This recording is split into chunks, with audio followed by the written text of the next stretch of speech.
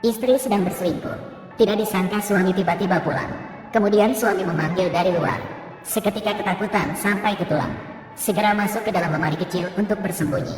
Suami masuk ke dalam. Istri tidak merasa bersalah sedikit pun. Malah menyerang duluan. Balik menyerang. Mengatakan suami pergi bekerja selama setahun dan tidak pulang. Pasti punya wanita lain di luar. Suami langsung panik mendengarnya. Segera menjelaskan. Dia bekerja keras di lokasi konstruksi dan mengirimkan semua uangnya pulang. Bagaimana saya bisa punya uang dan tenaga untuk mencari wanita lain? Namun yang tidak dia tahu, uang yang dia kirim kembali, semuanya diambil oleh istri untuk memberi makan Pak Wan yang bersembunyi di lemari. Pada saat itu, Pak Wan tanpa sengaja menyentuh lemari, membuat sedikit suara. Suami ingin melihat, namun dihalangi oleh istri. Berbohong bahwa itu tikus yang bermasalah, bahkan menarik suami untuk duduk. Suami yang polos benar-benar percaya pada perkataan istrinya, karena dia tidak pernah terpikirkan bahwa istrinya akan mengkhianatinya. Lalu suami bilang ingin tinggal di rumah malam ini untuk menemani istrinya. Besok baru pergi ke lokasi kerja. Hasilnya, begitu istrinya mendengar ini, langsung marah. Tidak bisa, kamu tidak boleh tinggal di rumah. Kamu harus segera pulang dan mencari uang. Anak-anak mengandalkanmu untuk mas kawin mereka. Suami sama sekali tidak terpikirkan bahwa dia telah bekerja keras di lokasi kerja selama 20 tahun. Tapi bahkan uang untuk mas kawin anak-anak belum terkumpul. Belum terkumpul semua. Istri melihat suami mulai agak aneh. Segera menariknya keluar pintu. Sambil berjalan, sambil mendorongnya untuk segera mencari lebih banyak uang untuk keluarga. Menunggu suami, istri saya dan Rawawang merasa lega.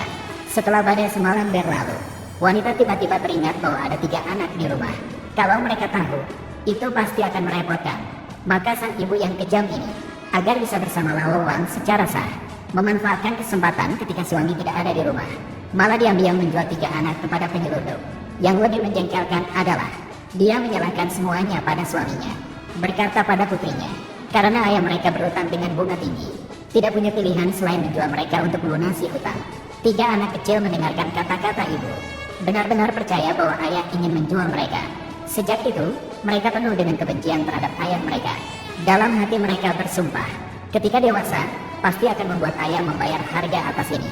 Dalam sekejap mata, 20 tahun telah berlalu. Anak sulung dan anak kedua telah sukses menjadi CEO dengan kekayaan miliaran. Namun kebencian dalam hati mereka tidak pernah hilang, malah semakin pekat seperti anggur doa.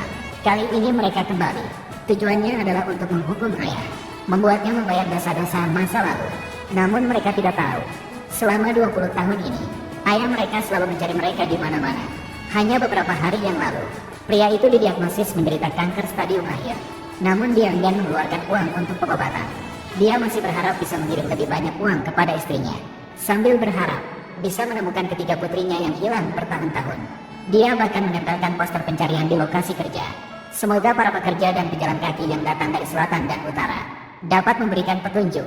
Dia sama sekali tidak pernah membayangkan uang yang dia kirim dengan susah payah, malah semuanya dihabiskan oleh istrinya untuk memelihara raja vampir. Mereka berdua merencanakan bagaimana menggunakan pencarian putri sebagai alasan untuk mengeksploitasi lebih banyak uang darinya.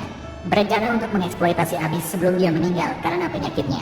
Pada saat itu juga, tiba-tiba terdengar ketukan pintu yang cepat di luar. Lelaki tua itu terkejut dan terloncat, kembali bersembunyi di tempat lama itu. Ibu dengan hati-hati membuka pintu. Namun ia menemukan bukan suaminya yang berdiri di luar pintu, melainkan 2 gadis muda asing.